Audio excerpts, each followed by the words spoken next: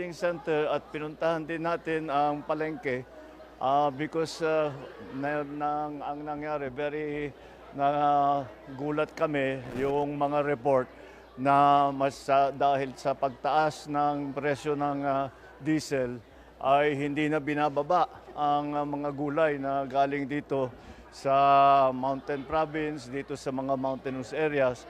Kaya tinignan natin, hinanapan natin ng paraan. Kaya unang-una, binaba natin ang presyo ng diesel ng 10 piso. Tapos yung mga charges ng mga local government, winave na muna. Tapos tinanggal na rin natin ang toll fee para sa mga truck na bumababa. Yung 10-wheeler yata 3,000 ang binabayad.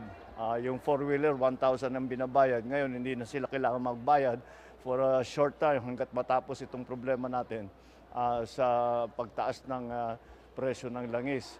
Patuloy lang namin ang ginagawa, pati yung mga driver na nangangailangan ng tulong, sinama namin sa tupad program ng DOLE. At ito yung aming tulong para naman, unang-una, matiyak ang ating food supply. Pangalawa, matiyak na hindi masyadong mabigat ang nararamdaman ng ating mga farmer, ng ating mga producer, ng ating mga wholesaler. At matiyak nga na ang food supply naman natin ay patuloy para hindi tayo magkaproblema doon sa presyo ng pagkain at saka sa supply ng pagkain.